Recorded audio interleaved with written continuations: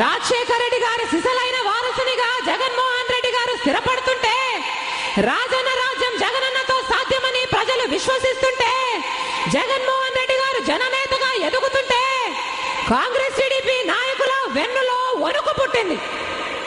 ఇదే కొనసాగితే ఇక కాంగ్రెస్ టీడీపీలకు మనుగడ ఉండదని, ఆ రెండు పార్టీలు దుకాణాలు మూసేసుకోవాల్సి వస్తుందని తెలిసి జగన్మోహన్ రెడ్డి గారిని ప్రజల నుంచి దూరం చేయాలి అన్న ఏకైక లక్ష్యంతో కుట్రలు పన్నారు. సిబిఐని కూడా ఉసిగొలిపారు. 26 జియోల కేసులో కోర్టు నోటీసులు ఇచ్చినప్పుడు జగన్మోహన్ రెడ్డి గారు 52వ రెస్పాండెంట్, మంత్రులు అధికారులు 1 నుంచి 15 రెస్పాండెంట్లు.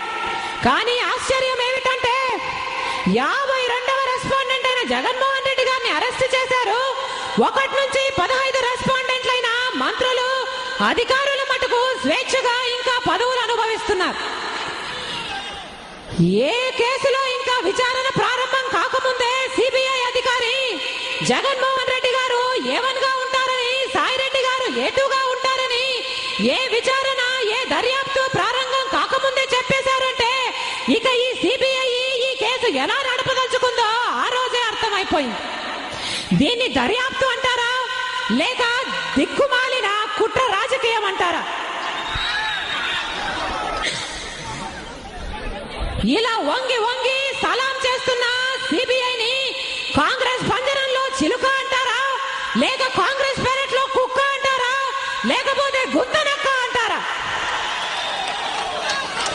సిబిఐ అధికారి స్వయంగా చెప్పాడు, కాంగ్రెస్ ఎలా పలకమంటే అలా సిబిఐ పలకాల్సి ఉంటుంది అని.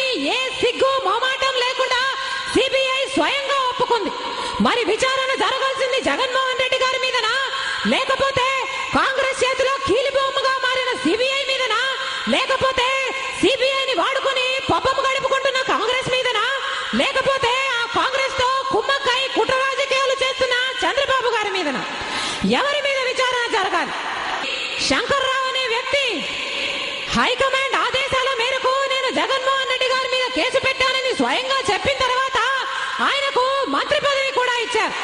దాన్ని ఏమంటారు? అది క్విట్ ప్రోకో కాదా?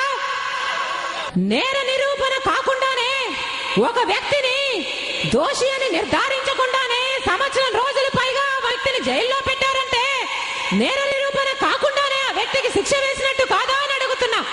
ఇది అన్యాయం కాదా అని మరోసారి అడుగుతున్నా. ఒక్కరిని లక్ష్యంగా చేసుకుని 100 మంది కలిసి 1000 కుట్రలు పన్ని ఆయనను తొక్కేయాలి అనుకుంటున్నారు. కానీ ఈ రోజుటి వరకు కూడా జగన్మోహన్ రెడ్డి గారి ఆత్మస్థైర్యము ఏ కొంచెము చెక్కు చెదరలేదు. జైల్లో పెట్టినా కూడా ప్రజల గురించి ఆలోచన చేస్తున్నాడు. జైల్లో పెట్టినా కూడా వైఎస్ఆర్ కాంగ్రెస్ పార్టీని నిర్దేశిస్తూనే ఉన్నాడు. అది జగన్మోహన్ రెడ్డి గారి ప్రత్యేకత. చిమ్మ చీకట్లో ఆయన కాంతి కిరణమే. జైల్లో పెట్టినా కూడా ఆయన తిరుగులేని జననేతే. బోనులో ఉన్న సింహము సింహమే. దేవుడు ఉన్నాడు అన్నది ఎంత నిజమో మంచివారి పక్షాన ఆయన నిలబడతాడు అన్నది కూడా అంతే నిజం. ఉదయించే సూర్యుని ఎవ్వరూ ఆపలేరు. జగన్మోహన్ రెడ్డి గారిని కూడా ఎవ్వరూ ఆపలేరు. ఆపడము ఈ కాంగ్రెస్ టీడీపీల తరం కాదు. ఒక రోజు త్వరలోనే వస్తుంది. ఆ రోజున జగనన్న వచ్చి మనందరినీ రాజన్న రాజ్యం స్థాపించే దిశగా తప్పకుండా నడిపిస్తాడు. ఆ రోజు వచ్చేంత వరకు మీరందరూ జగనన్నను ఆశీర్వదించాలని, వైఎస్ఆర్ కాంగ్రెస్ పార్టీని బలపరచాలని మా ప్రార్థన. ఒకటే మనవి చేసుకుంటున్నాం, విలువలకు విశ్వసనీయతకు కుట్రలకు కుతంత్రాలకు మధ్య జరుగుతున్న ప్రతి ఎన్నికల్లో మీరిచ్చే విజయమే ప్రజా సంక్షేమానికి రాజన్న రాజ్యానికి నాంది పలుకుతుంది. మీరిచ్చే విజయమే జగనన్న నిర్దోషని మీరు నమ్ముతున్నారని చాటి చెబుతుంది. మీరిచ్చే విజయమే జగనన్న బయటికి రావడానికి బాటలు వేస్తుంది.